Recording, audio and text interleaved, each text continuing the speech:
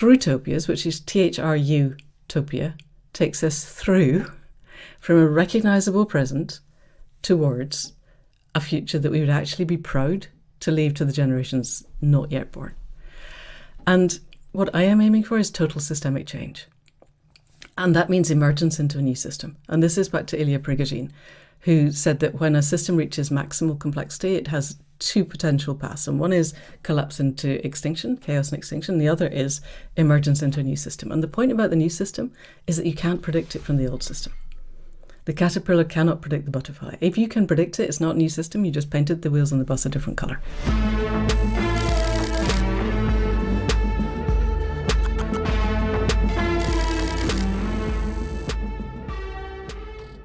All right, I am joined today by Manda Scott and Morgan Phillips. Manda, Morgan, thank you for being on Urgent Futures. Thank you for inviting us. It's an honour. Yeah, thank you, Jesse. Lovely to be here. So I spoke with your co-author, Rupert Reed, earlier on the show at the launch of Transformative Adaptation. But now it's been picked up by Penguin. Congratulations for US distribution. So for folks who haven't seen the episode with Rupert, what is Transformative Adaptation? And walk me through a little bit of what you were trying to accomplish with the book. Morgan, go for that. I will. Thanks, Jesse. Well, I guess first thing to say about it is that we're kind of figuring it out. I think it's an emerging idea and concept and practice. So, like you say, Rupert goes into it in quite a bit of depth in the conversation I had with you back in February. And yeah, the book it's a small little book, so not a long read, and it's not the last word on what transformative adaptation is. In fact, I think we call it the first word or the first words on it. So yeah, it's us kind of discovering what it is, and actually the book is a collection of different essays that have been written over a kind of a 2-year period, with a few new bits of writing, including a lovely chapter by Manda, and it's a kind of counterpoint to both deep adaptation and sort of shallow adaptation or incremental adaptation, but probably leans closer to the kind of deep adaptation from the space and the kind of shallow stuff, in that it doesn't shy away from the extent of the crisis that we're living through and in, and hopefully we'll get past it at some point. But it's not assuming that things are going to completely collapse. It holds open the possibility that we can get through where we're at now to something more positive and hopeful. But what it does say, I guess, is that we are kind of in the age of adaptation now. Like the climate crisis, the ecological crisis is here, and we're adapting to it, and we're adapting sometimes consciously, sometimes subconsciously or unconsciously to it in all sorts of minor and major ways, both as individuals and as societies. So it's everything from one of the towns near where I live has just had a huge seed events built. That's a kind of very concrete adaptation which will hold back the sea level rise for a little while. But then there's also adaptations in the sense that on a hot day you might disappear into a air-conditioned shop to escape the heat for a little bit, and that's an adaptation to kind of heat waves and things that are coming. So what stands transformative adaptation apart, I think, is that if we accept we're in this age of adaptation, we need to kind of think about the way we adapt as being as also being transformative of society. So if we're adapting to climate change and allowing its root causes to be left kind of untouched, then the sea level is going to keep rising until it goes over the top of the sea defences. And so because we haven't attacked the roots of it, and in some senses it's probably more irresponsible to do that sort of shallow adaptation, in that it kind of masks the problem until all of a sudden it's a huge problem.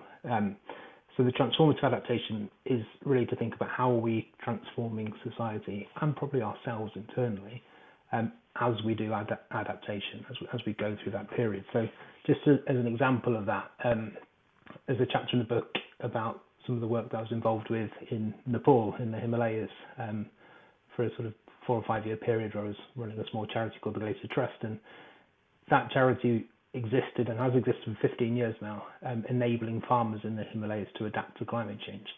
And so what that means in practice for farmers is that they might migrate slowly up the mountainside as the heat makes it impossible to farm certain crops at 200 meters above sea level, but they could now grow them at 300 meters above, so they kind of move up, and there's that kind of adaptation that's happening. Or it might be they bring in new species, or just do vertical layer farming, and these different ways of kind of farming to adapt to what's coming, and also think about their water sources and how they're managing water and so on. As the glaciers melt and there's less availability of water. But they're not just doing that. They're not doing that in an individualistic way. So a lot of the work that the partners that the Glacier Trust works with is actually about how do the farmers start to live differently as a community as well, and organise themselves differently. So they're forming cooperatives, they're giving women more power and empowering them in decision-making processes. They're involving young people in the new projects that they're doing, so that there's sort of project-based learning going on, so young people are involved. And these are kind of innovations, and they're changing the way those societies actually operate, and gradually transforming those societies through the adaptations they're doing. So it's that kind of idea that as we enter into this phase of adaptation, we don't just adapt to climate change as it is, and then leave society and the economy and all those structures in place as they are. We adapt in ways which actually kind of prefigure the societies we want to move into. So it's a little bit prefigurative politics going on with it as well. But like I say, that's kind of my interpretation of it, and there's a few more interpretations of it in the book. Amanda, I'm sure, has a close but probably slightly different version than me. But it's an emerging concept. But I will pass the mic to let Amanda speak. Do you want me to, Jesse, or did you want to ask another question? I saw you taking notes, and we could stay on this point all hour, or we could move on. No, I would like you gave a big nod when Morgan brought up sort of the internal transformative work. Yeah. And I know that this is something you spend a lot of time writing, talking, thinking about. So maybe to continue the line of discussion around transformative adaptation from the sort of spiritual and internal dimension. Okay, thank you. Yes. Because I think one thing important to say about this book is that it was put together pretty much a year ago, I think, Morgan. It feels like a long time. And we are moving really fast. And so certainly my understanding of what transformation is possible and what's necessary has changed quite dramatically since then. And part of that is really getting to grips with the idea that, or the understanding that the changes need to be internal as much as external. That our culture, if we go with Bill Plotkin's concept that our culture is locked in the early phase of adolescence, and we could get to be 110 and still be early adolescents, we need to grow up. We need 8 billion of us to grow up, or at least 7.5 billion of us to grow up. And that's hard, actually. The more that I do my own internal work, and the more I am holding space for others to do it, the more I realise the extent of the challenge that we're asking. We are asking people to take on board, I guess, Dick Schwartz's concept. He was the founder of internal family systems therapy, and his concept is that almost all of us, almost all of the time, are walking around in a state of internal civil war. And that then we project the various combative parts outwards, particularly the parts that the stronger parts don't like. So I don't like perhaps the part of me that is mean-spirited, so I project that out and then I scream at people who are mean-spirited, and that gives me a sense of righteous anger. And as Jonathan Haidt demonstrated a long time ago, that's one of the most profoundly self-reinforcing concepts that we ever have. And how do we undo that? Because this is what's tipping us over the edge. I haven't spoken to anyone recently, and we were at the Great Green Gathering last week. And I spoke to a number of people. I wasn't there for very long because I've got a pony with laminitis, so I kind of ran in and ran away. But in the conversations around him before, people are still expecting the existing system to continue. So I was having conversations with people who are very keen that we talk to the land and stop a series of wind turbines going up. And my question was, how are you going to get your power if it's not the wind turbines? Yes, you have pristine, beautiful land. Do you want somebody else to go under an oil slick? Or how are you going to get your power? And how are you going to get your power if the grid goes down? Which seems increasingly likely to me. We are very, very close to really big biophysical changes. And the things that we take for granted may not be there. And at the moment, that conversation hits up against the frozen parts of ourselves that react rather than allowing the flow of response. And we need the flow of response. really badly. And we will get, I just don't think it's possible for people to do the wide boundary thinking, the thinking of the impossible, while they're in defended, fear-based, reactive places. So if anybody listening wants to do anything at all, it's do the inner work. And it's hard. And it involves sitting in the stillness of our own internal space and accepting all parts of ourselves and helping them to let go of the defended places that they are very, very good at defending. But that is the essential work for me. I love that. I want to go deeper on the systemic pressures that we're facing. And you've both written about, I mean, all of them, but I want to kind of zoom in with each of you, but also feel free to weigh in on the other. I'm not trying to kind of like slot you into one issue of the polycrisis. So I'm going to say them both, and then we can kind of figure out who says what when after that. So Manda, with you kind of picking up on this tip of destructive capitalism and extractive ways of thinking about the world, and Morgan, with you thinking about your recent TEDx talk, why environmentalism is failing us, and the ways that you are looking at hyper-individualism. Obviously, those are very related. So again, I'm not meaning to silo you inside of those questions, but I would like to start as maybe the entree with each of you, given that you spent a lot of time in those respective issues. Maybe Morgan, we'll start with you and move over to Manda. Yeah, I mean, there's I guess we're getting into the huge stuff. Might as early well. on, and I think I think you're right. So I think, yeah, just in that TED talk, which I spent half my winter trying to figure out how to make every word count. I don't recommend it to anyone. But it's what I sort of traced there was the journey from an individualistic society, or the birth of individualism, or the emergence of it, through to what's kind of become a sort of hyper version of it, a hyper individualism that we kind of live in now. And the major difference being that individualism, when it sort of started out, was quite liberating and gave people the opportunity to express themselves in ways they perhaps hadn't before because of societal norms, cultural norms, or just the kind of oppressive forces of different institutions that they were in, whether that's kind of in the private sector or the government. But it was kind of coexisting with people being parts of communities, and whether that's actual geographical communities in their neighbourhoods, but also communities of practice, like maybe they're musicians and working with other musicians or artists, or other kind of creative things, or within sport, or those sorts of things. And so it was kind of like there was a yin and a yang there, that you could express yourself as an individual, but you were also kind of still part of a community. And what that meant, I think, was that people were able to spend time with each other, effectively sort of jamming, whether that's jamming to come up with music, or jamming ideas and like being creative in those spaces. And I think as hyper individualism has kind of taken hold, which, like you say, overlaps with how neoliberal capitalism has evolved, we have more and more been forced into being, or conditioned into being, individuals, and we don't really have as much time to spend with each other because we're so catered, our kind of specific individual needs are being so catered to by the internet being a big force in all this, and so we don't have that time to sort of jam ideas so much anymore. But we also don't have time to get bored, because we can just pick up our device, have a bit of a scroll until the next meeting, or the next kind of task. And so, because we're not being bored just means we don't daydream enough. So I'm as guilty as anyone of this. I'll go on a walk or a cycle ride, and I'll stick a podcast in my ears as I'm doing it. Whereas really, I should be daydreaming.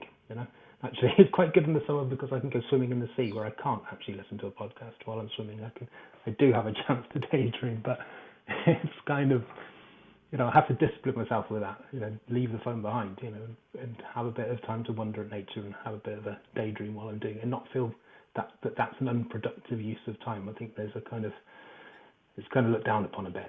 And I think this is part of the reason why environmentalism has got stuck, is that I work for an environmental organisation, Global Action Plan, and we make time where we can for daydreaming and for jamming, but we don't do enough of it, and we find it really hard to schedule it in because it's, who's going to pay for that time when we're doing that thing? It feels a bit luxurious, but actually it's absolutely critical. So we need to find the time for it.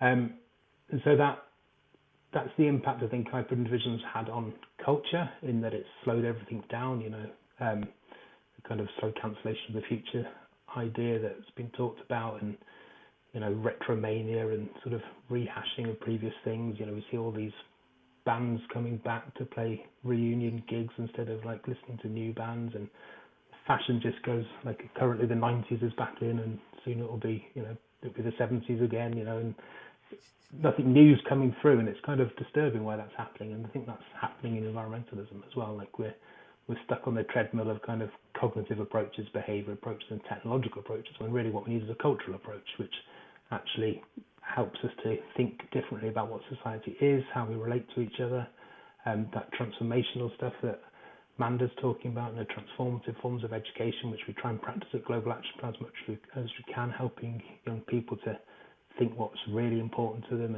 and helping them to explore different ways of being and ways of knowing and habits of mind and so on. That's the work that needs to happen, but it's not happening enough yet. So I think it's a systemic issue tied to hyper-individualism, which is something engineered by those who profit from the existing system. It's profitable for us to be disconnected from each other. It's profitable for businesses for us to be disconnected, because then they can sell us stuff to fill that void, that need for connection that we all need, but somehow not sort of doing it in the human ways that we used to enough. So yeah, that's how it feels to me at the moment. It's one of the big challenges, is how do we kind of overcome and challenge that hyper-individualistic society and get the balance back between sort of collectiveness and individualism to a more healthier balance again. Thank you for that. Did you want me to jump in? If you don't mind. Sure. Okay, so you were asking me about the death cult of predatory capitalism. I don't know that's quite how you put it, but that's what you were meaning. And Nate Higgins calls it a superorganism. Other people have called it Moloch. And it's one of those things where people got very irritated, and still are, about the concept that AI might go rogue and might decide, the infinitely replicating paperclip model, and just suck everything in and destroy ecosystems in pursuit of basically a failed algorithm. And we're already living in that. I think that's the thing, that capitalism is that failed algorithm. The whole premise of capitalism is the commodification of suffering, and it has to grow. Capital, Polanyi, the commodification of land, labour and capital. Capital has to grow, regardless of its impact on people and planet. And Kate Raworth was pretty amazing when she said, no, actually, what we need is a system in which people and planet flourish, whether or not it grows. And that's considered radical. I sat in a meeting once with our local MP, who's a Tory MP in the UK, and I said, I'm completely agnostic on growth or not growth. I just want an economy that functions in service of people and planet. And he had said he wasn't coming to a meeting where it was going to be political, and he went, no, that's political. What? Okay.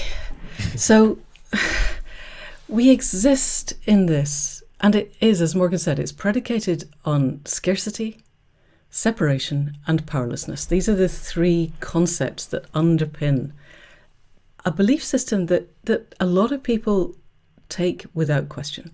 And I think one of the narrative shifts that we have to make, that you're making in your podcast, that Morgan's making in his TED Talk, is shifting that narrative. Things are not scarce. They are just very unevenly distributed. And if they were distributed properly, everybody would actually be fine. And we are not separate. We're not separate from all parts of ourselves, even though we may try and push some off into the corners. We're not separate from each other. We cannot exist in isolation. And we are not separate from the web of life, however much our trauma culture has spent the last 10,000 years in some cases telling us that we are. And I think this is one of the things that we get hooked up on, is we think capitalism is a few hundred years old. But the Romans had a system of capital that required that capital grow. And it was predicated on the same kind of commodification of suffering as our modern capitalism. And they didn't invent it. They just spread it around the planet really well, or the bit of the known planet that they could access. And we need to somehow, and this again brings us back to the inner work and the spiritual work, reconnect with all parts of ourselves, find social technologies that actually work in the 21st century to connect not just our communities of place, the people we can walk to, which is what used to limit us. Occasionally people would get in a horse and ride a fair distance, but mostly you talk to the people in your village. But now we can talk to the communities of passion and purpose that we can evolve at a distance, and that is one of the good things about modern technology. What we haven't figured out yet, and I think the technology, the social technologies are here, we're just not embracing them because, again, our hegemonic narrative doesn't show emotionally literate people creating spaces of good faith and generosity of spirit in which it's possible to be vulnerable and authentic. And from those places, to be safe, to work out how any given community can work. And we know how to do this, but we do need to do the work to make it happen. And with that, then we can begin to dismantle the death cult. Just as accepting that the world could be better if it were different, I think is huge. I was talking to somebody at one of the very big, not BlackRock, but equivalent institutions last week, and they're in the sustainability department, and quite depressed because everybody there gets that the climate emergency is an emergency and has put that all to one side because AI is going to make them very, very, very rich in the short term, and that's all that matters. And they cannot consider an end to capitalism because all they see is a wasteland in which they end up, being barbecued over piles of burning tires by their bigger and nasty neighbours, along with the rest of us. Because a lot of our narratives are focused on dystopic futures in which that is the case. There are also dystopic survivalist futures in which a handful of people, plucky humans, survive the climate apocalypse. And guys, there is no complex life. If we hit 4 degrees, then we're at 10 degrees without stopping. And there is no complex life at average 10 degrees global warming. There just isn't anything bigger than a bacterium, except possibly the odd weird-looking fish at the bottom of the Marianas Trench. It's not a thing. And I don't understand why people don't get that. This same gentleman looked me in the eye and said people are convinced that GDP will continue to grow up to 3.5 degrees C. You are kidding me. No, I'm sorry. There is global chaos at 3.5 degrees C, and the gap between 3.5 and 4 is very small. And if we hit 4, we are toast. And everything in the ecosystem. And that level of urgency is not hitting the people who think they're going to make an awful lot of money in the next 7 years and they don't really care beyond that. So somehow creating a vision of a future where they too are actually feeling a lot more connected. We're all using the dopamine to feed the void inside, and the void inside is not a dopamine deficiency, it's a serotonin deficiency, and serotonin arises out of that mesh of network of human connections where we feel pride and respect in the company of people whom we also respect. Reciprocal respect is huge in our sense of needs and yearning. And extra dopamine, yet another private yacht, is not going to feed that. The people who have managed to steal their way to the top with their screaming neon daddy issues are not going to fix those by sending another rocket to Mars or taking over the capital of the US, which appears to be happening as we speak. They just sent the National Guard into Washington. So it's still not going to fill that void. But the problem is that in the process of discovering that it's not going to fill that void, they trash everything else. So it's up those of us who still have the agency to create the motivation, agency, direction, and empowerment for everybody else. That would seem to me to be an urgent task now. Does that answer the question that you asked? Amply.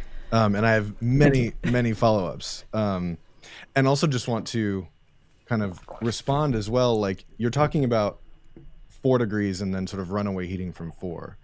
But it also gets bad now at, maybe we're at 1.5, maybe, like we'll see in a few years if we're locked in at 1.5.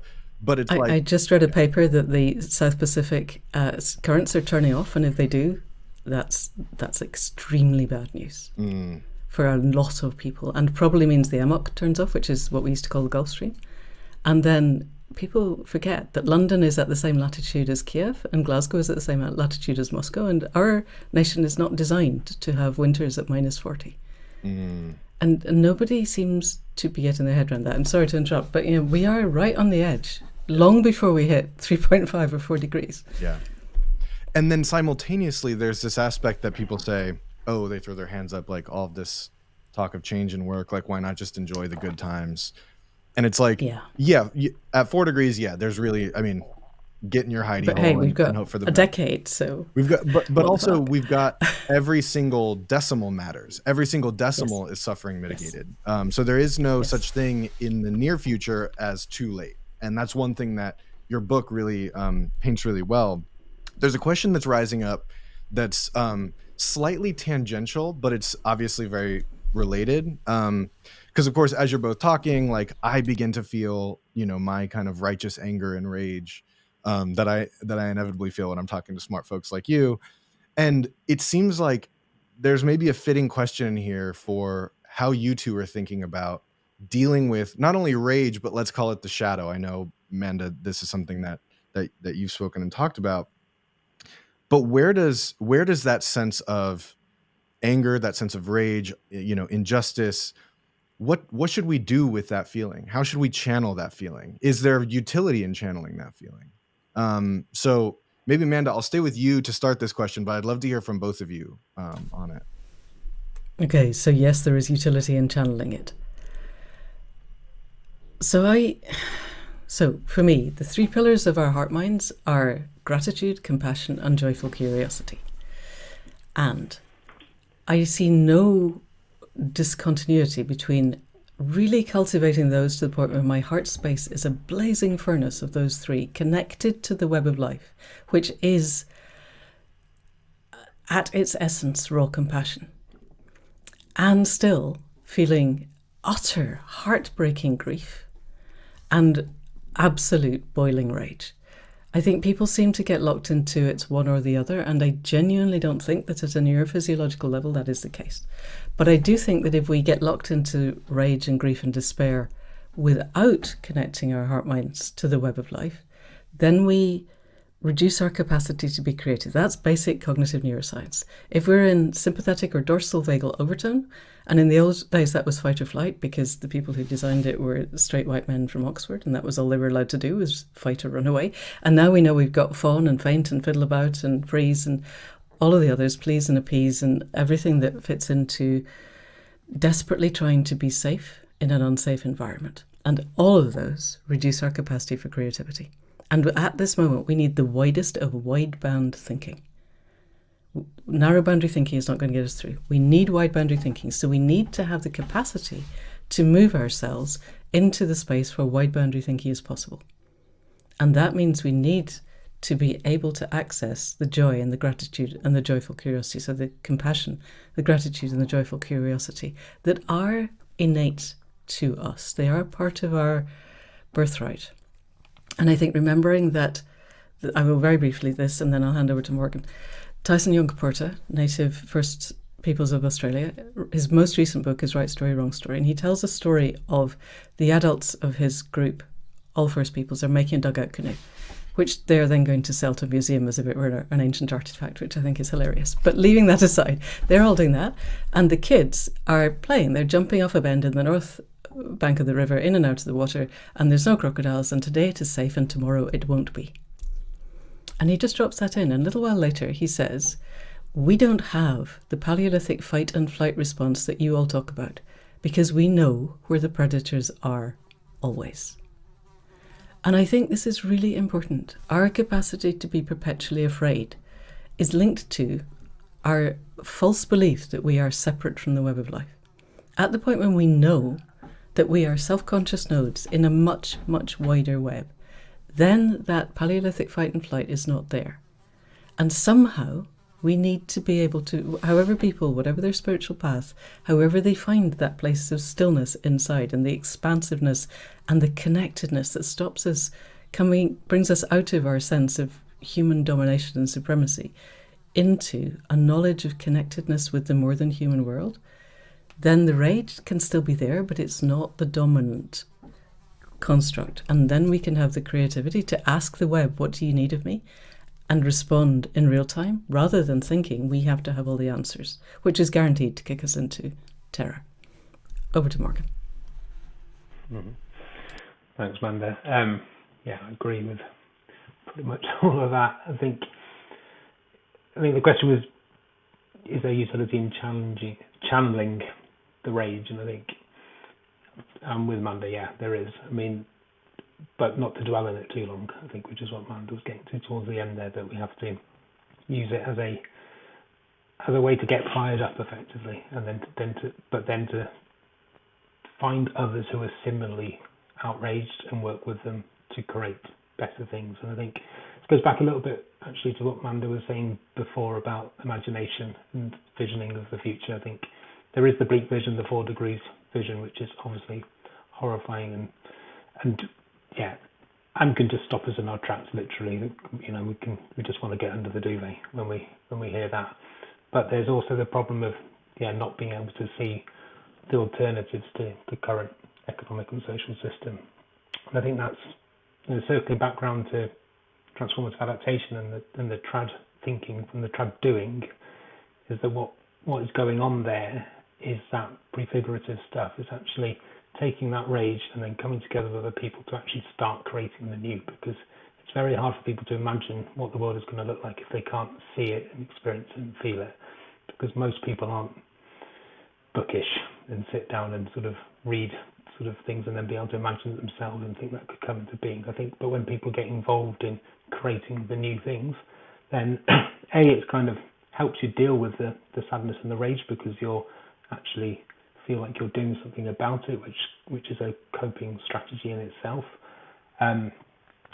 But it's also, you're also starting to show people what the world could be like. So in my work in a Global Action Plan, sort of head up the education team, and a big part of what we're doing there is, we're campaigning, we're asking the Department for Education here to change the way they educate, to sort of think about what's on the national curriculum, think about how they assess, think about how they hold schools to account and so on, and sort of how they're making teachers teach and how they're making learners learn, and asking them to move and do things a bit differently, because it's not benign what they're doing. But we don't do that just by sort of going and knocking the door and writing letters. We go in and work with schools within the kind of limits of what's allowed right now, but we kind of poke at the edges of it and try and sort of say, right, what if we could get young people involved in projects in their communities to make their communities more sustainable, or to improve the well-being of themselves and their fellow, their families and their friends in their community, and get them to experience what that's like and what a different future could be like, and start to do that imagining piece and that prefigurative stuff. And then we can take that then to Department for Education and say, look, this actually works and people enjoy it and teachers enjoy it, young people enjoy it. How about we scale this up a bit more? So our approach, kind of our outrage of what the kind of consumerist society we live in is doing to the planet and to young people, is translated into helping young people to take action on those things, and learn in different ways, and actually present that and show that as a case study of what can happen. And the thing with doing it is that it can be really empowering and sort of fulfilling to do it, and meaningful, like doing a project with other people, going through the struggle of getting it up and running and making it happen and seeing the results of it, or seeing what went wrong and thinking, how can we fix it better for next time? All of that in itself is an enjoyable, or can be an enjoyable, fulfilling, purposeful sort of way of living and being, experiencing the world, which is value in itself. There's always going to be that nagging doubt that, is this enough? I could do all this, but am I going to hold back the tide? Are we actually going to prevent 2 degrees, 3 degrees of warming? And that can sort of chip away at the resolve. But I remember reading, must be 20 years ago now, Rowan Williams was the Archbishop of Canterbury then, so one of the sort of highest figures in English, in Christianity in England. And he was writing in The Ecologist, because he was quite a good ecologist and still is. And he was writing that the right thing to do is the right thing to do.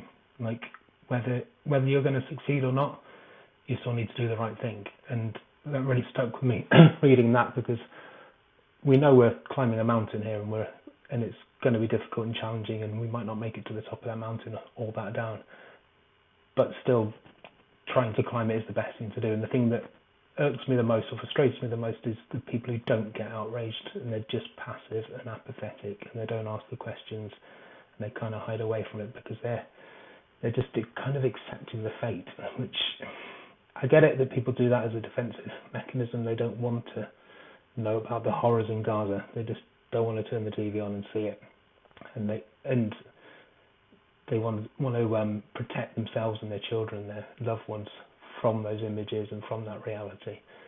And I totally get it as a defense mechanism, but it just allows bigger horrors to grow, and at some point you have to face them, and we will face them. So yeah, I think face them and be outraged, but don't stay angry for too long, and actually think about what can be done to create the better worlds, and remember that in creating those better worlds, you're going to inspire people's imagination to understand what life could be if we stepped out of the kind of path we're on now. So yeah, that's quite a long answer to a good question, but beautiful answer, and it tees up the next topic I wanted to talk about quite elegantly. The subtitle of Transformative Adaptation is itself an adaptation of an Arundhati Roy quote. Another world is still just possible. And so in thinking about these imaginaries otherwise, one formulation that you've put forward is the Thrutopia. So I'd love to hear from both of you. We'll start with you, Morgan, and then also Manda, I'd love to weave in Any Human Power, because you've actually written not only this first book, but apparently you're working on a sequel. So you're actually doing the sort of narrative work of thinking through and sort of manifesting a Thrutopia. So yeah, so Morgan, if you could kind of set the scene for what a Thrutopia is and how it aligns with the answer you gave just now. Yeah, I mean, I don't feel hugely qualified to talk about it in the way that Manda will be able to explain it more fully, but yeah, I understand it. It's a little bit of that the right thing to do is the right thing to do, and to actually think we can still live enjoyable, fulfilling lives while the shit is hitting the fan. You can still have, I mean, I don't want to say a good time in a kind of hedonistic way, but you can still have a fulfilling, meaningful, purposeful life through trying to create a better world. And actually, we have to accept that the world is never going to be the same as it is now in terms of ecologically and climatologically, not in our lifetimes. It's always going to get warmer and warmer, and we'll have to deal with that. But we don't have to accept that we're on a downward spiral and to think of life like that. We can still, as we go through it, we can continue to do amazing things in the world, which help ourselves to grow and other species to grow in a way which is joyful. And so that's kind of, I have probably a quite simple understanding of it, and I'm itching to hear from Manda on this, because she wrote the chapter in the book on it, and knows you can articulate it far better than I can. I thought that was pretty good, actually. Alrighty, so Rupert first coined this term in an article in Huffington Post in 2017. I'm sure we can find you the link. And the premise is, dystopias are not useful anymore. They were never useful in the first place, I have to say, actually. And now they're definitely contraindicated. Partly because, again, we're going back to cognitive neuroscience, our internal physiology is not capable of distinguishing between events that actually happened and those that we imagined happened, or, in the future, those that we imagine are going to happen. Our brain parses each of those as if they were real.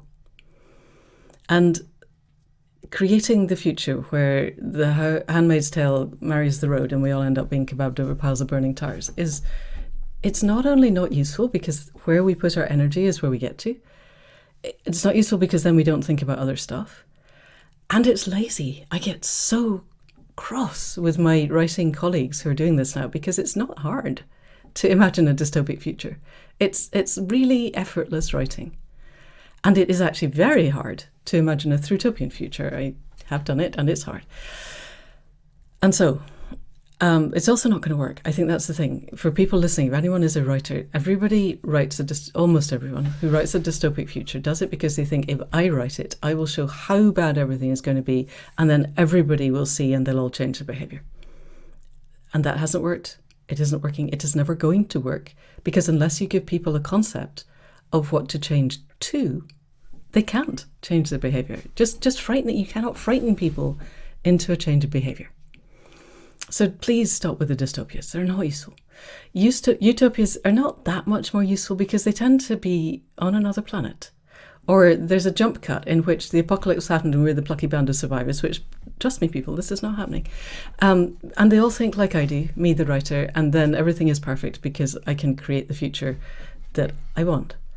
Thrutopias, which is Thrutopia, takes us through from a recognisable present towards a future that we would actually be proud to leave to the generations not yet born. And we can't know exactly. I think what I am aiming for is total systemic change.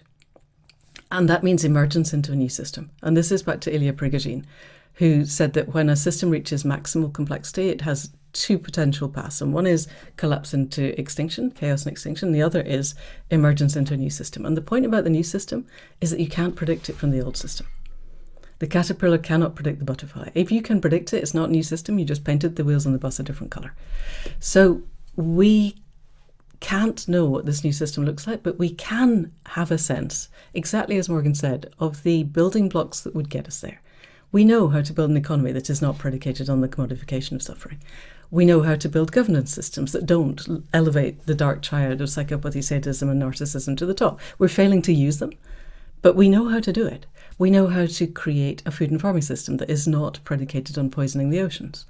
We know how to design cities so that they create generative communities instead of separating people apart. Exactly as Morgan said, those of us who run podcasts where we talk to people every week about this know all these things. Most people don't listen to every single bit of every single podcast. I am staggered to discover, and therefore we need to hook them together somewhere. And so I happen to have this is Any Human Power, which is fiction. And the point about fiction is it's meant to be easier to read. We're calling this a mytho-political thriller.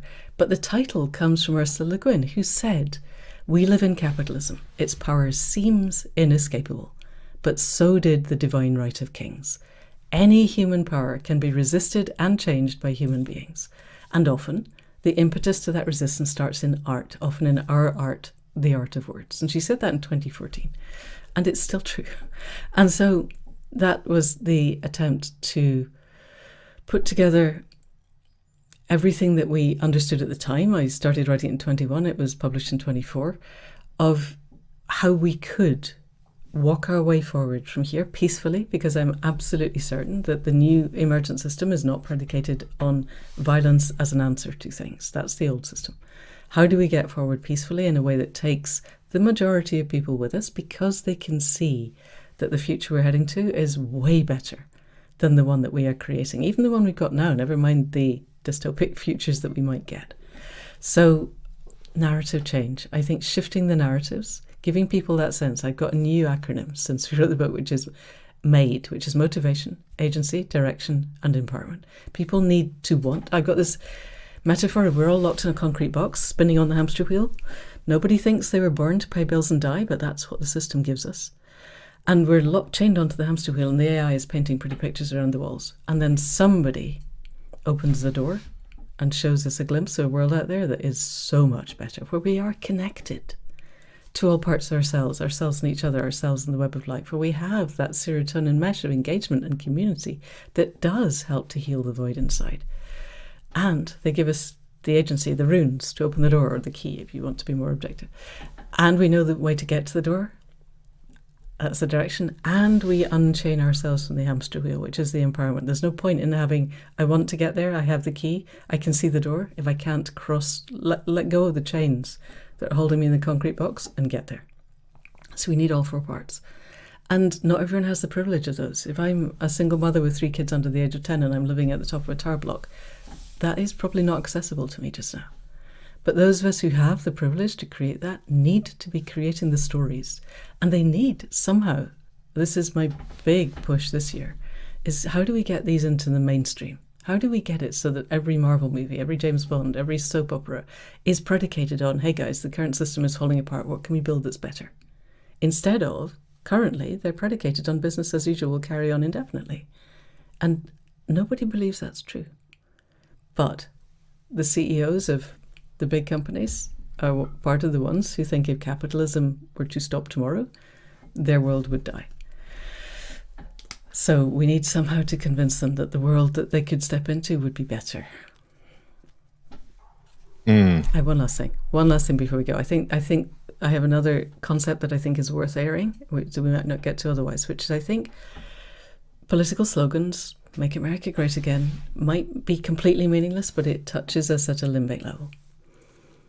And so I think the way around that is not to create competing counter slogans, because you just end up screaming your slogans at each other. It's to open the door to shared values. What do we all share? What do we all really care about? We have MAGA supporting distant relatives in the family. And instead of getting completely triggered about them at the last time we met, I remembered all the things that I talk about and said, so what is it that you really want now that your guy has won? This was last December. And without a shred of irony, they said, we just want people to be kinder to each other. Okay, we can unite in that, because I want that too. I don't think your guy's the way to get it, but we don't have to discuss that. We could discuss, what does a world feel like, predicated on integrity and compassion and generosity of spirit. And then my next question is, okay, so my asks, my non-negotiable baselines are clean air, clean water, clean soil. Clean as in not full of toxins. I want human breast milk not to be toxic. I want to be able to swim in the rivers without dying. I want to be able to breathe air that's not giving most of the kids cancer and asthma. Which of those do you disagree with? And if you don't, how can we get together to make this happen? Because if every single person woke up tomorrow and clean air, clean water, clean soil was top of their priority list, the death cult of predatory capitalism is over by tomorrow night. It's not hard. We just need to change people's ambitions. Over to you. Love it. I had an environmental toxicologist and mycologist named Danielle Stevenson on the show. And she described our relationship with the earth, with the soil. She was like, you know how there's that movie, Don't Look Up? It's Don't Look Down. And that has really stayed with me as one of the ways that, yeah, I mean, you don't think of that as immediate interpersonal kindness, but of course, toxic sites are among the most unkind thing we can inflict upon each other. I don't quite share your outright rejection of dystopia, though I agree with all the points you're making. I just I'm entertained by them sometimes. But where I fully am on board with what you're saying, I mean, I'm fully on board with everything you're saying. But where I conceptually want to build is why I think they're lazy is that they make the external circumstances the conflict. And my sense with any human power is that you didn't have that luxury. You're making a Thrutopia where, yeah, there's external pressures, and there's social systems that have arisen as a result of those external pressures, but the conflict actually has to emerge organically from the characters, like they would in a drama or literary fiction. So I want to stay with you for one more beat to find out, as you were doing that narrative work, what new insights about the emergence of Thrutopias in the world came to you as you were trying to narratively construct one? So the big one was putting myself into the place of a 14-year-old. It's a while since I was 14. Imagining the world from their viewpoint and realizing the extent to which global connectivity is hardwired. I kind of see it as a thing, but it's not an emergent property of my being in the way that it is for a 14-year-old. And then, as a 14-year-old, or even a 21-year-old, so the two, Caitlin and Finn in the book, that sense of I can reach across the globe and I can bring my tribe together and we can share ideas in real time and we can build a global movement that felt possible to me. And I think the tendency in political movements is that they're top-down of old people telling young people what to do. And it needs to be the other way around. It needs to be opening a space and holding the space with the privilege that we have for the younger people to go, hey guys, this is what we need, because this is the future we're living into. That, I think. Fascinating. So picking back up the thread of sort of pollution and sort of toxic systems, and thinking about big agriculture, relocalization and regenerative agriculture are big parts of transformative adaptation, but also important parts of both of your works, respectively. So I'd love to hear from both of you, but Morgan, I want to start with you. What's the role for regenerative agriculture, for relocalization, in this transition toward Thrutopias, away from the burgeoning dystopia that we currently inhabit?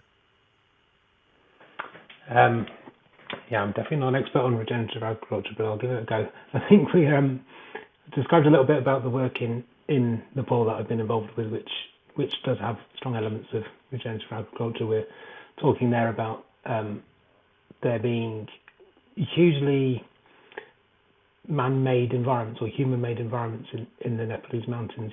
Lots of terracing going on. There's nothing in the populated areas. There's not a lot of sort of natural land left, because it has been kind of intensively farmed over the years, and increasingly with the use of chemical pesticides and fertilizers. And so a lot of what needs to happen, or is starting to happen, in the kind of as the adaptation is happening, is a movement away from the use of inorganic form fertilizers and so on, and actually bringing in organic agriculture as part of the solution. But it goes beyond that as well, into the landscape itself and its vulnerability to climate change, in that there is increasing instances of flash flooding and intense rainfall, especially out of season. So Nepal used to have a pretty predictable monsoon season. Almost farmers I spoke to would almost be able to say that they could predict it to the day or the week at least, where the rain would come, and at the same time when the rain would end, and they'd know they'd have dry time. That's all changed, and so what this then causes is land to get waterlogged and to cause landslides, and in these populated areas, this can devastate lives and take buildings out, take people out, and animals. And so part of it as well is thinking about, how do we regenerate the forestry and practice agroforestry rather than intensive farming of sort of vegetables and fruits at a kind of monocultural way. So actually thinking about how do we do intercropping, how do we do layer farming, which both improves the biodiversity, creates more shade so that people can be more shaded from the intense heat that's coming in, but also the root structures can stabilize the soil and protect it, and so that's regenerating the environment as it's happening. So you can certainly see pockets of that happening in Nepal. It's definitely not widespread yet, but I think as it intersects with farmers understanding that by growing crops like hazelnuts and coffee, they can actually produce high value crops with lower kind of labor intensity, which is important because a lot of the young people in those communities have migrated away to the cities and so on, leaving more elderly people behind to do the kind of the hard graft of the farming and things like coffee. There's intensive harvesting periods to go on, but it's not as physically demanding as some of the other forms of farming. So it can do that, and actually that has had an impact. As that started to come in, we saw examples of people coming back to the mountains, so seeing that they could actually make a living there now in a way which was adapted to climate change, and they could see the community growing, and that regenerates the community as well as the environment as well in those areas. But like I say, I don't want to paint an unrealistic utopian view of this happening across Nepal. It's happening in pockets around agroforestry resource centres, which have been created as kind of hubs for this, and places where people can learn how to do this, but also come together to be kind of cooperatives to help make it happen. So that's kind of an example, I think, of sort of regenerative stuff that's going on, and and a lot of it involves sort of education, rethinking about sort of why we do farming in the first place, and the need to sort of work with nature and not against it, which is definitely, for a lot of people, I think, who I met in Nepal, quite a shift in their thinking of kind of way of understanding the world.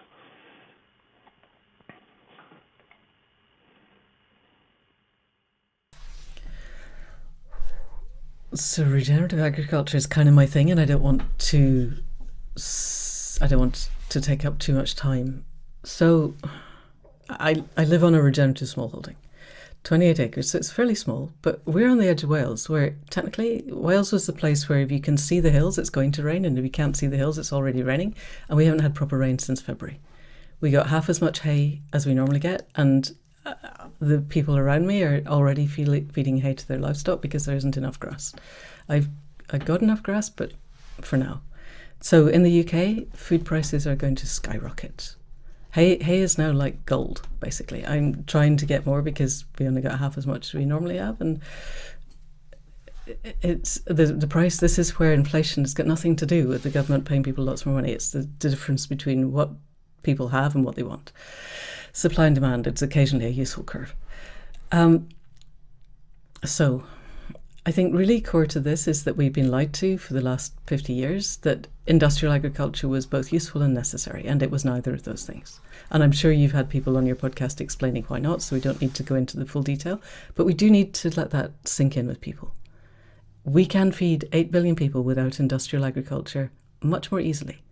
And we are right on the edge of marine death, like total marine wipeout. And it's partly acidification because of rising CO2. But the rest, the plankton is dying because of a mix of microplastics and industrial agriculture runoff. And that's the nitrogen, the phosphorus, and the glyphosate. The combination is highly toxic, and the oceans produce between 50 and 85% of our oxygen. And a whole bunch of the people who think they're going to be the plucky survivors are thinking they're just going to move a little bit higher up the hill and grow a few more crops higher up the hill, because that's not how it's going to work, guys. If we lose 50% of our atmospheric oxygen, I used to be an anaesthetist. These numbers are etched into my brain. Currently, you're breathing 18% oxygen. Just even at the best case scenario, we lose 50% of that. That takes us to 9%. That's the equivalent of standing at the top of Kilimanjaro. Most people don't do too well like that. And it doesn't matter. You go higher up the mountain to grow more crops, your oxygen drops. And it is very likely that entire ecosystems break down at that point. And that hasn't really been modelled because not that many people are thinking about it. We need urgently for industrial agriculture to stop, simply in order for there not to be marine die-off. However, we also need it because we live at the moment in a 6-continent just-in-time supply chain that is not, by any remote standards, sustainable. And I mean sustainable as in we can't sustain it. We need a regenerative lifestyle. Sustainable in general terms means just doing less harm. Regeneration means repairing. We need to regenerate. And that means regenerating the soil. We've 50, 60, 80 years of industrial agriculture has destroyed the soil, its depth, its biome, its capacity to take in water. We need to be regenerating it, but it's not that hard, actually. We've been here 8 years, and I've already got an area that I've really been working on that used to be like concrete in the summer, and it was welly sucking knee-deep mud and slurry mud in the winter. And last winter I was able to walk across it without sinking in. So regenerating the land is not hard. And from that regenerated land, we can provide food that actually has nutritional content that's worth having. Industrial agriculture, for instance, the omega-3, omega-6 levels are inverted for what we need them to be, and that food is actually toxic. The milk that looks exactly the same, that came from pasture-fed, no cereal-fed cattle, the omega-3, omega-6 is the right way, and that actually is what we evolved to drink, or the meat, or the cheese, or whatever else it is that comes from the livestock. And the food that we grow, modern spinach has something like 3% of the iron that it had when Popeye was first being Popeye.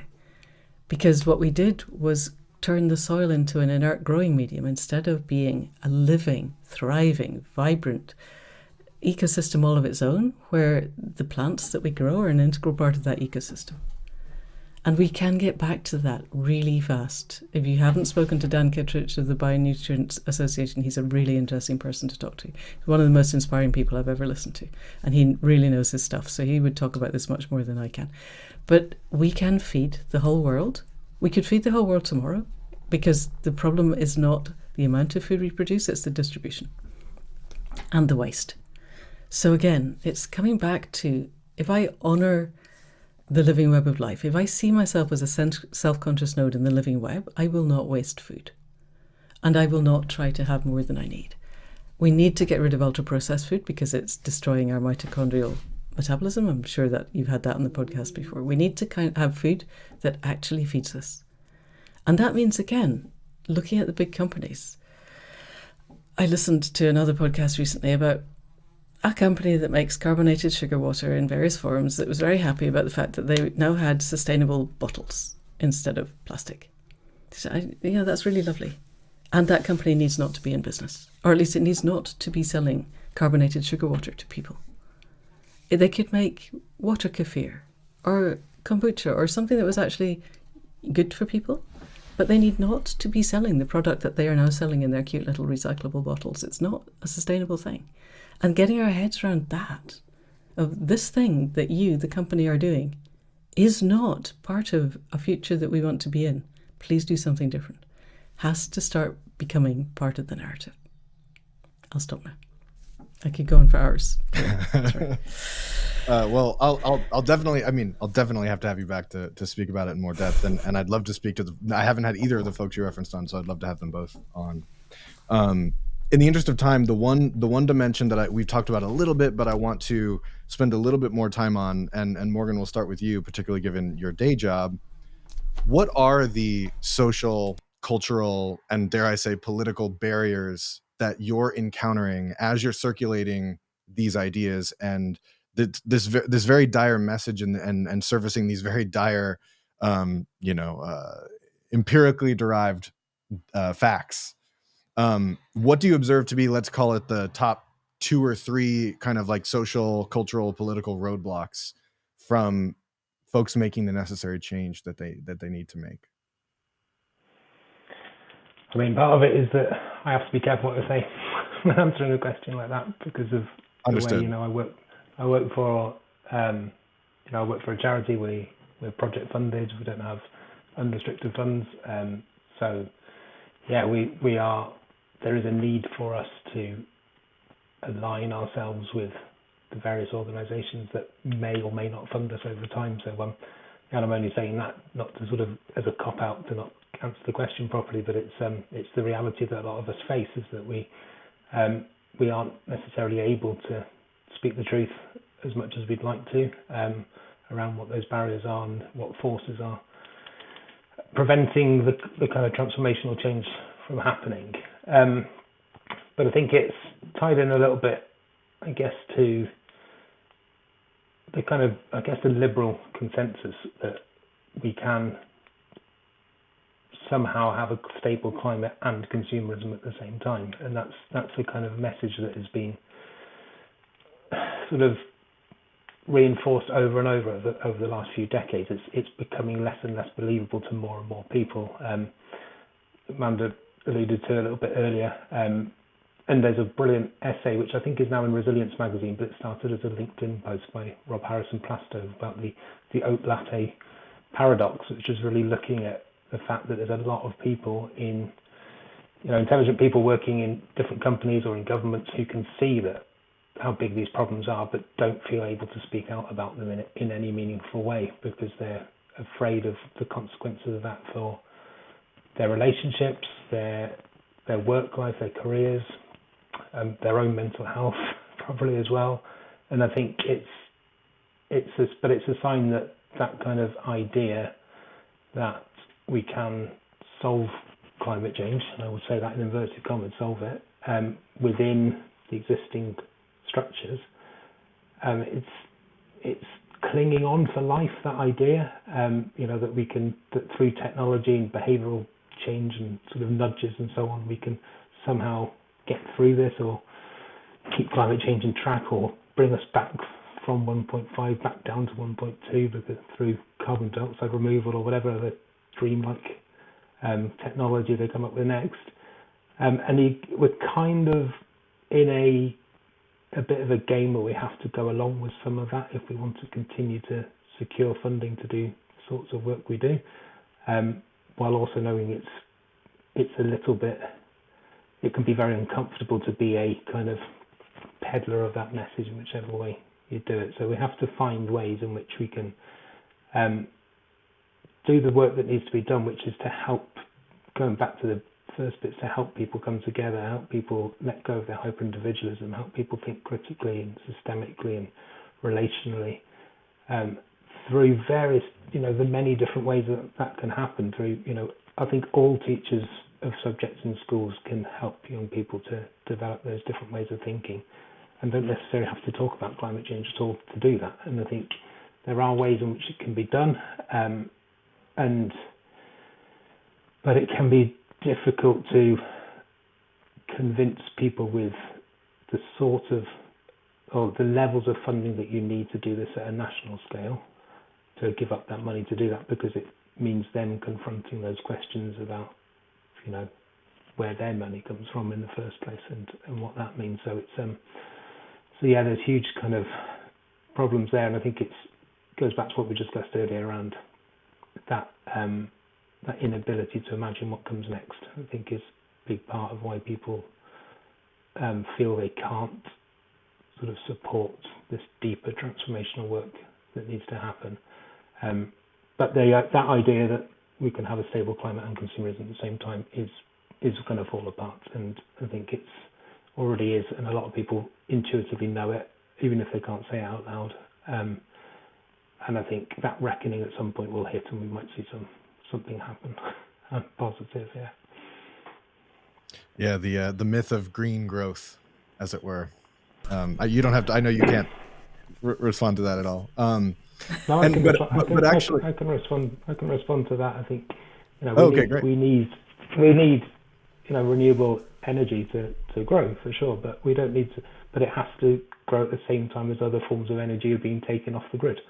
Like we see lots of people celebrating, oh, look how much renewable energy has grown in the last 10 years.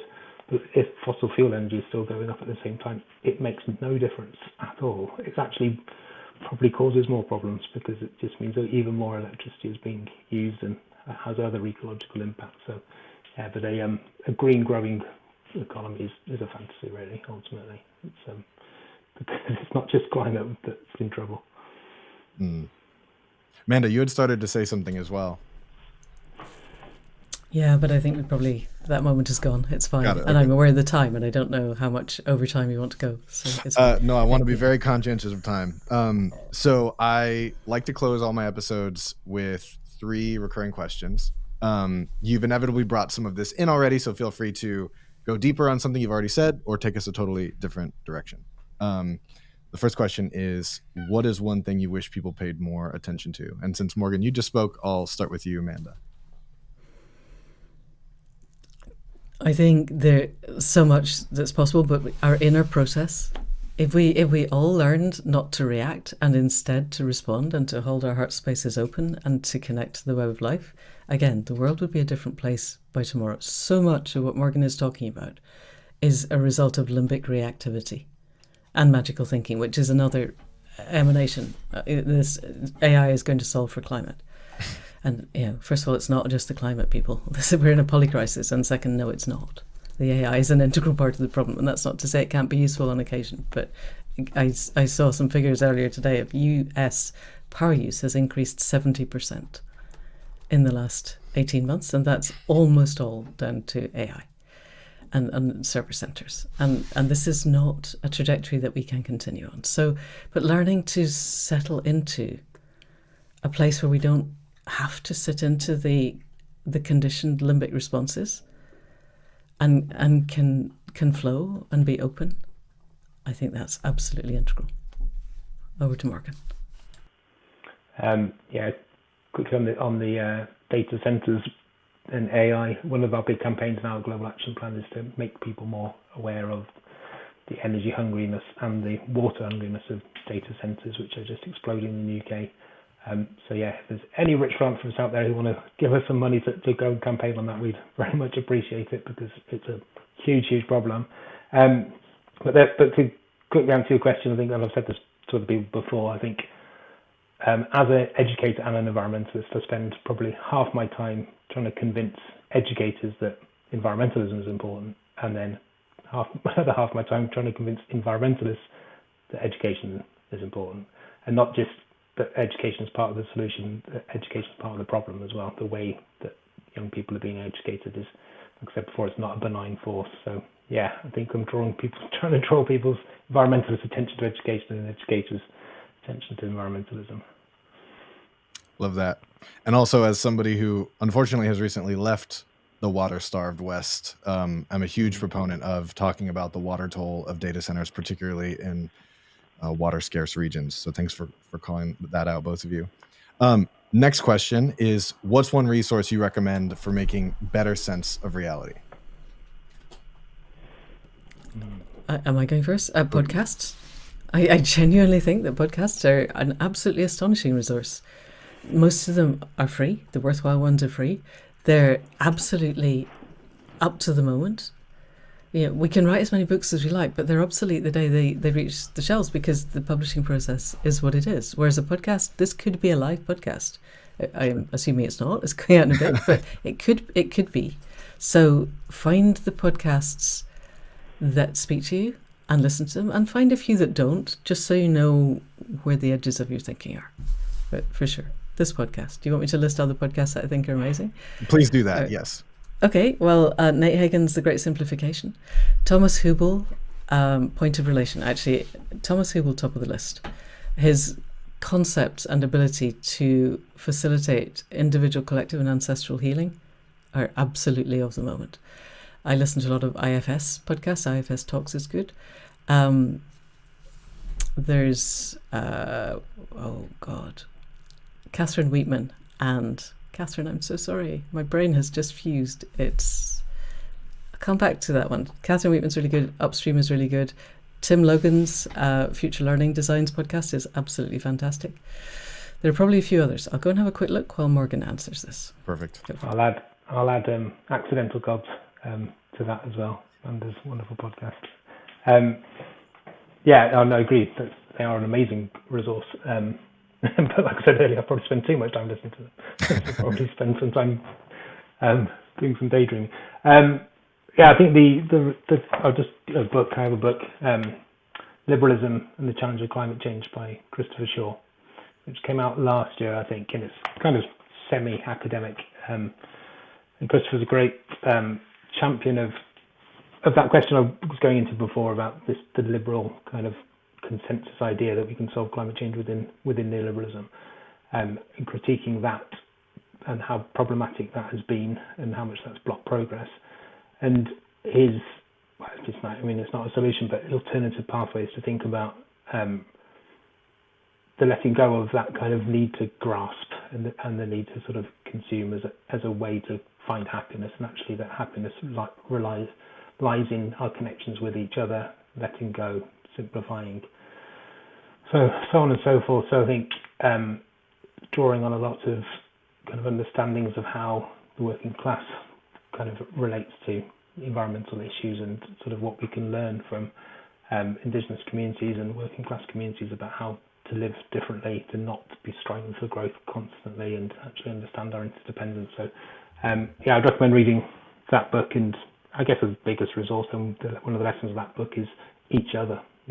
That we can work, reach out to people who can work with you to create change, and don't try and do it all by yourself, because we won't succeed if we try and do it individually. Turns out hyper-individualism is a bit of a problem. So yeah, final question of my recurring questions is, what's one moment when your sense of reality was disrupted? Manda, over to you. Oh, go either one. Go on, Morgan, and then I'll end. Okay, yeah. I mean, it happens all the time. I think just listening to some of the things Manda was telling us earlier, which I didn't know. It's like, bloody hell, okay. That's the reality we're in. But I think the key one for me has been my understanding of my fellow humans, I think. And I think growing up in a society which tells us that we need to be self-interested to survive creates this kind of perception that is who we are, that it's a survival of the fittest story. And actually I kind of was kind of conditioned into that way of thinking over, throughout my education, and just formal and informal education. And it's hard to pinpoint exactly when it happened, but there was a report by the Common Cause Foundation, so I have a lot to thank Tom Crompton and his colleagues for, called Perceptions Matter, which came out I think in 2016-ish, maybe a bit earlier. And that showed that most people, when you survey people and ask them what is important to them in life, 75%-ish of people will say that they'll cite compassionate values. It's care for nature, it's care for each other, it's kindness, it's empathy, and so on. And only sort of 25% of people are kind of hold things like status and image and wealth and power as kind of the things which are important to them. But we live in a society where we think it's the other way around. We think that most people are self-interested, and it's the few of us which actually care about things. And that misperception is the perception that matters. And it matters because if we think everybody else is self-interested, then we feel less like we can connect with other people to try and make things happen. We feel dispirited, what's the point of me doing this? Nobody else cares, etc. We feel alone in caring about these things, which can make us feel really despondent. And so understanding that it's not survival of the fittest, it's survival of the friendliest is the true story. And that's, what's his name? Brian Hare and Vanessa Woods' brilliant book around that, looking at how not just human species, but lots of species survive because they are cooperative in nature. And that's kind of the true story. And understanding that really sort of shifted my despondency, I guess, around the time when I was thinking, God, it's all going to go wrong. There's no way that we can overcome this. But understanding that I'm not alone in feeling like that, when I did feel like that, was really empowering and energizing, because it meant then I could find people who I could work with, and just that belief that other people care just gives you far more hope that actually we can get through this. And so yeah, I mean, I guess that's the resource as well. Perceptions Matters and just the Common Cause work, full stop, is really, really powerful, and it shaped a lot of what we do. The Global Action Plan, we both look at sort of how young people perceive each other, and finding that actually when young people are young, they correctly perceive each other. They see each other as caring about the world and fairness and justice and so on. But as they get into their teenage years, that becomes less and less true, and they become more pessimistic about humans. So we do a lot of our work, and central to a lot of what we do with young people is to help them to see they're not alone in caring, and then help them to experience what it's like to come together to take action. And so we never sort of promote individual action, it's always sort of collective action, so they can feel what it's like to take action. And I think it's an approach to environmentalism, which is kind of, in my TED talk I called it the movement for interdependence. That's kind of how we're doing it, like helping people to feel what it's like to be dependent on one another. So yeah, that was a real reality shift for me, was understanding that misperception that I had about other human beings, and seeing I was wrong. Actually, most people do care, and yeah, I think it's just such an important thing to wake up to for a lot of people. Thank you for that. So before I kick into that, the podcast that I was trying to remember was the Circular Economy podcast. And I was also going to suggest the book Outshining Trauma, which is Ralph de la Rosa, who died recently, which is incredibly sad, because he was an incredible bridge between spirituality and the therapeutic world that we are in now. So in answer to your question, yeah, like as Morgan said, all day, every day, all the shamanic events of my life, every single one of them, my brain's been going, this can't be happening to me. And then it is, and then I have to integrate it. However, I think if we're going into a more mundane level, again, I spent decades, at least 4, in therapy, where I think that I was endeavouring to look at the parts of myself and train them to behave in a way that was socially acceptable. Bring the shadowy bits out and make them look good.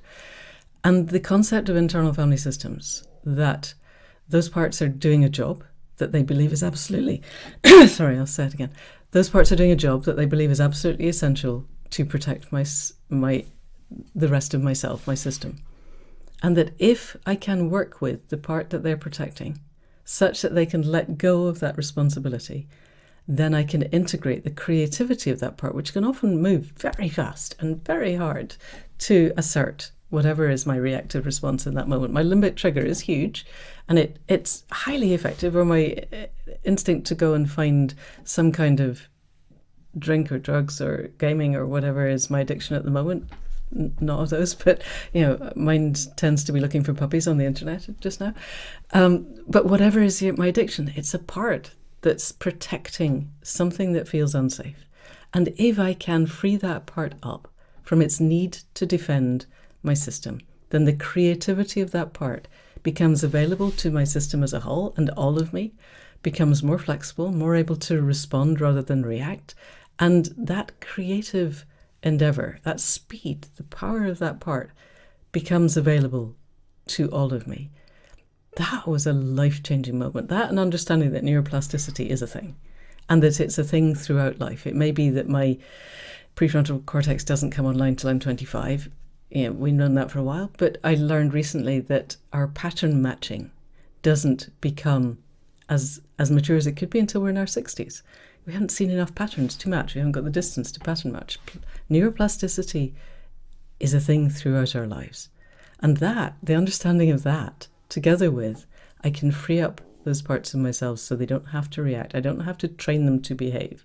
I have to accept them for exactly the creative, amazing parts that they are, and help them to become an integral part of my system. That was completely life-changing.